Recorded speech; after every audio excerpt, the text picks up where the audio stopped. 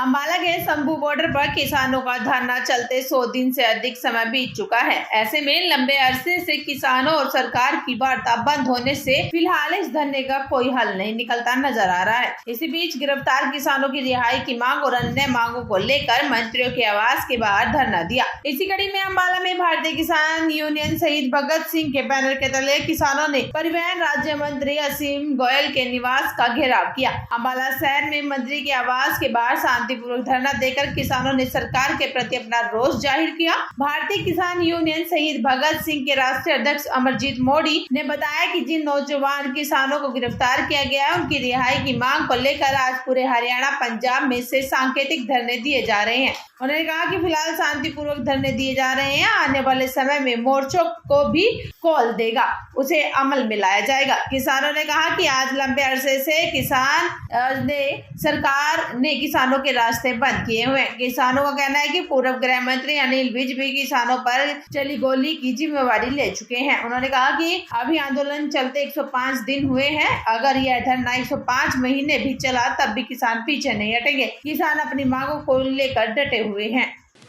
देखिए, हमारी डिमांड है कि जो हमारे नौजवान साथी बेबुनियाद राहें लगाकर इन्होंने गिरफ्तार किए हुए हैं, उनकी रिहाई के लिए आज पूरे हरियाणा और पंजाब के अंदर बीजेपी के लीडरों के घर के बाहर प्रदर्शन है 4 घंटे का, 12 से लेकर 4 बजे तक।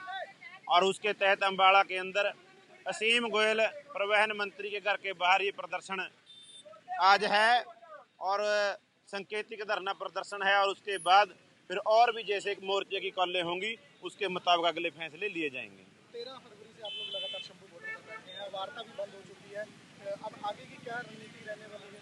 देखिए, रणनीति वही है आंदोलन की कि हमने लगातार अपने आंदोलन को वहां पर चलाना है जहां पर हरियाणा सरकार ने, भारत सरकार ने एक बड़ी दीवारें लगाकर रास्ता बंद किया हुआ है पिछली 9 फरवरी से।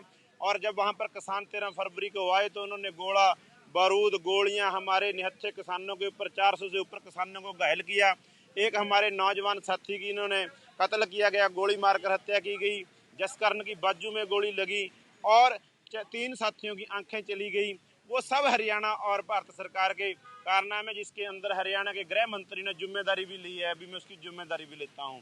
कोई ऐसा उसने ये नहीं कहा कि वो किसी प्रशासन अधिकारी ने गोली चलाई है। उसने बोला कि हाँ, हमने गोली चलाई है, हम इसकी जिम्मेदारी लेते हैं। कहने का मतलब साफ साफ है, वहाँ पर हुआ तशद्दुद वहाँ किसी आम मुलाजिम का या वहाँ किसी एसपी का नहीं।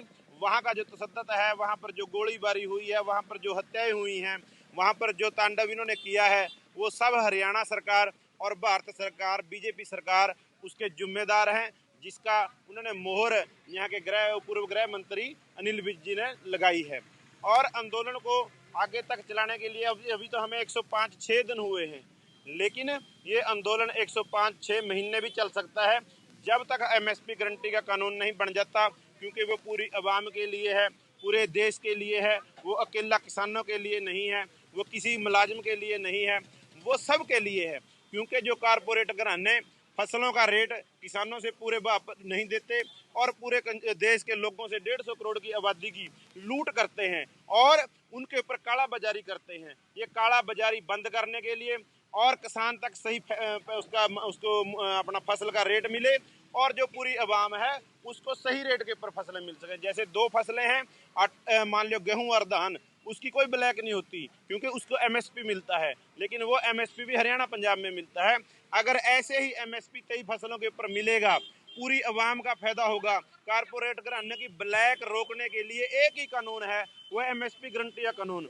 अगर 23 फसलों के ऊपर एमएसपी गारंटी का कानून बन जाता है, किसान उन फसलों को पैदा करेगा और आम आदमी का उसके अंदर फायदा होगा। नहीं तो दाल 50-70 रुपये वाली 250 रुपये हो जाती है, 100 का तेल 250 रुपये हो जाता है, लेकिन कभी भी आटा 25-26 रुपये से लेकर 125-26 रुपये या 150 रुपये या 50 रुपये नहीं हुआ।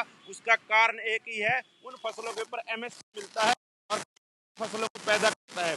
लेकिन की बात यह है, बाहर से आने वाला जो हमारा यहाँ पर तेल की खपत है, 55% के आसपास तेल बाहर से आता है। हम जबकि 100 का 100% अपने देश के लिए तेल भी पैदा कर सकते हैं। वह 50% से ज़्यादा दालों का इम्पोर्ट होता है।